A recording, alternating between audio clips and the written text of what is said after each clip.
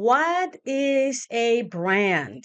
Or should I say more specifically, what is a franchise brand? In the franchise world, there is some confusion as to what it is that you are acquiring when you buy the rights for a franchise. And what you are acquiring is a brand, ideally a proven brand, but more about that in a little bit. First, let's just really discuss what is a brand. And then that way will give you clarity as to when you invest in a franchise, this is what you are paying the rights for acquisition. Okay? So, what is a brand?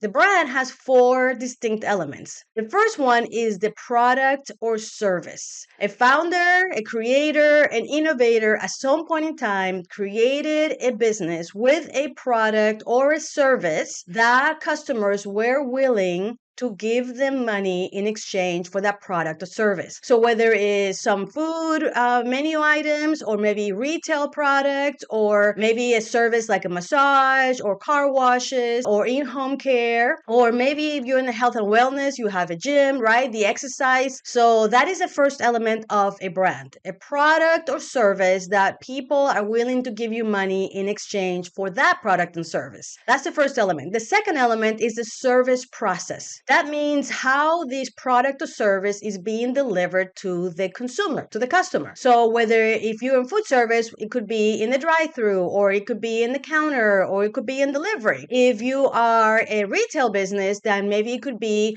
at the store level, at the counter, or maybe online ordering. If you are a service brand, then maybe you are providing it obviously in your spa, or maybe you have in-home services. So how you deliver that product or service, the experience of it, that is the process, the service process, that it is a second element of a brand. So the first is the product, the second one is the service process, how it's delivered. Third element of a brand in the franchise world is the image. That means everything that the customer can see, touch, smell, and experience physically. Right? So obviously it starts with the name, the logo, the colors, the building, the employees' uniforms, the decor of the building. If you have delivery businesses or trucks that go around, the image of the trucks, the uniforms of the employees, anything that you can see, touch, and smell. Even if you go to a spa, if they have a good brand, they would have a specific smell that they are portraying and that you can smell the moment that you walk in the spa. That is part of the brand. And the fourth element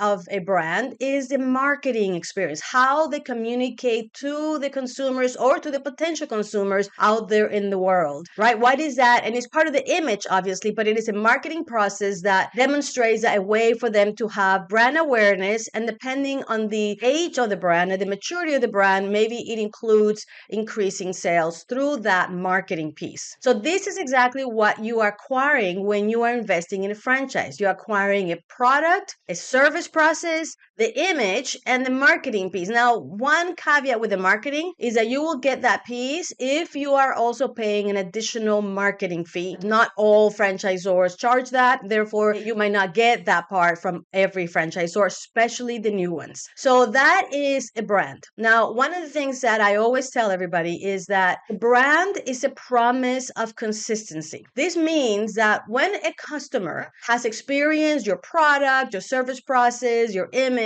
and your marketing, that they would expect that whenever they come back to your business, they will get the exact same experience they got the last time. And if you don't, then the brand is not a good one, because then there's no consistency. A brand is a promise of consistency. And this has been one of the key elements of success in the franchise world, that franchisors create processes, procedures, standards, policies that ensure that the franchisees are duplicating that proven brand that gives a customer a consistent experience every time they come and experience that brand. So that is what a brand is. So do not get confused as to what you're going to get from a franchisor. Some people think that their franchisor is going to teach them how to manage people. Well, nowhere in the franchise agreement will you find that they're going to promise that they're going to teach you how to manage people. They're not going to teach you how to read a profit and loss statement. They're not going to teach you how to control costs. Those are the business business systems that you as an investor or entrepreneur should figure out on your own, learn, educate yourself, get mentorship to know how to do that so that you can turn that brand into profit.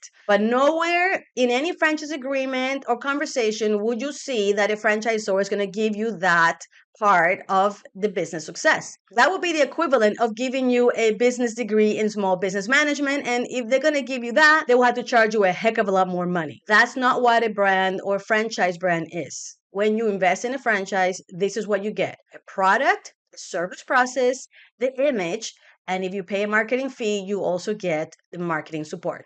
Okay. Now, this is not enough because literally every business has a brand. Every business has a product. Every business has a process in which to deliver the product. Every business has some sort of an image. The question is it a proven brand? And to be a proven brand, and this is what you as a potential franchisee looking for an investment, you need to be looking for. Is this brand, first of all, product, service, image, marketing, something that I like and enjoy? And is this brand proven? For you to know if this brand is proven, you need to look for 7 characteristics. Okay. If these brands have these 7 characteristics, then this is a proven brand, one that you are more likely to be able to have success if you were to invest in it. Again, I'm not guaranteeing success, but you are more likely to have success if these 7 elements of the proven brand exist. Now, remember, you still have the other part of the business, which is the business management. I'm not talking about that. That is a completely different conversation. Okay. So let's get started with the 7 characteristics. The first one is consistent and adequate revenue. What do I mean by that? That means that this brand in the units that are open have proven to have or generate enough revenue, not only to be able to cover the cost of the business, but also to leave you the leftover profit that you expect to have when you make an investment. So does this brand has demonstrated among the existing units that they have consistent, meaning that they have revenue month after month, and that it is adequate, meaning enough to cover the cost of the business plus leaving you the profit that you expect out of your investment. So that is the first element of a proven brand. The second element or characteristic of a proven brand is that it has a business model with favorite unit economics. If you have been exploring the franchise world at all, or you're already in it, like most of the people that are going to be listening to this, you have heard the term unit economics a lot. And what that means is that when you look at the financials of this particular business model, that the average cost of running this business is such that if it's managed by an average person doing an average job, it does have the ability to cover the cost of the business and leave profit for the investor. This is what the business model with favorable unit economics is. That means that on average, the average franchisee can make enough sales revenue to cover the cost and have profit. Now, obviously, if it's the average, that means that if you do a really good job, if you learn how to do the business side of this franchise, then you're going to have more profits than the average. Now, there are sadly some business models, some franchisor business models that are not that favorable. And that's going to be up to you to really understand what that looks like, and are you okay with whatever the unit economics of that business is. But to be a proven brand, you have to have that characteristic, that the business attracts enough customers to bring you enough revenue to cover the cost and have enough leftover, that the franchisee and investor is happy with the results. The third characteristic of a proven model is that of a brand that has multiple locations, ideally in multiple areas or demographics, even potentially states. The reason for that is because sometimes a brand could work really well in a small town in Texas. It does not mean that it will work well in a large city like New York. And if you're from New York and you're looking at a small town business in Texas, you need to make sure that this particular model actually works in the area where you're going to open your unit. Remember that at the end of the day, this is a product, a service, an image that will have enough customers buy from to give you the revenue to be able to cover your costs and make profit. And tastes change from city to city, from state to state, heck, even from community to community. So for a brand to be proven, ideally you want them to see that they have multiple locations among multiple demographics so that you can see that it is a model that does transfer to different places. And to be proven, This is a characteristic that needs to exist. The fourth characteristic of a proven model is a model where this brand has operating systems and procedures that are documented, a very robust and detailed operations manual. If the franchisor does not have that, that means that they themselves are not clear of what the procedure should be on managing this business. And they may be changing and adjusting from time to time, or maybe more often than that. If that's the case, then it's not a proven model yet. A proven model has consistent, systematic, defined, and documented processes and procedures for everything that has to do with duplicating that model. The last thing you want to be is a franchisee that invests in a model that you yourself had to figure out how to provide the service of that particular product or service, or where to get the products from, or what are the standards of the image, right?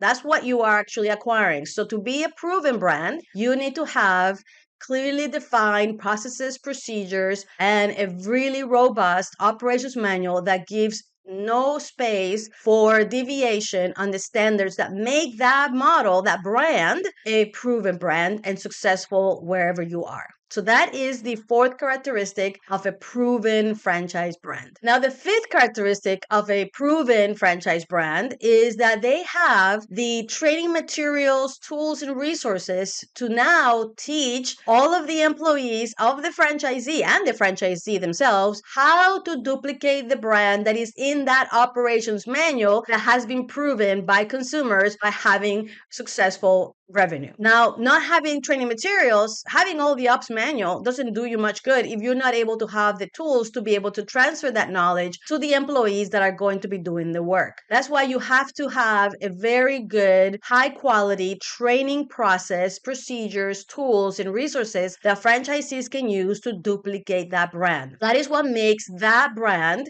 a proven brand. Which brings me to the sixth characteristic of a proven brand. And that is that this brand has demonstrated capability for innovation and adaptation throughout the time. This means that they are ongoingly looking for ways to be better, not only in the product or service that they deliver, but imagine the technology. That is something that is changing rapidly. And if you get behind, you are behind. So this brand, for it to be proven, it has to have the ability to innovate, to adapt, to adjust, and to recreate themselves, not dramatically, but enough that they can keep up with the times. So when you're exploring a brand, look for that. How do they create innovation? How do they adapt themselves to what's happening in the economy and in the industry and in the consumer taste and behaviors? This is going to be a good indication that this is a proven brand because they have the ability to adjust and adapt and innovate as times go by. And that brings me to the seventh and last, and I would say most critical characteristic of a proven brand, and that is longevity.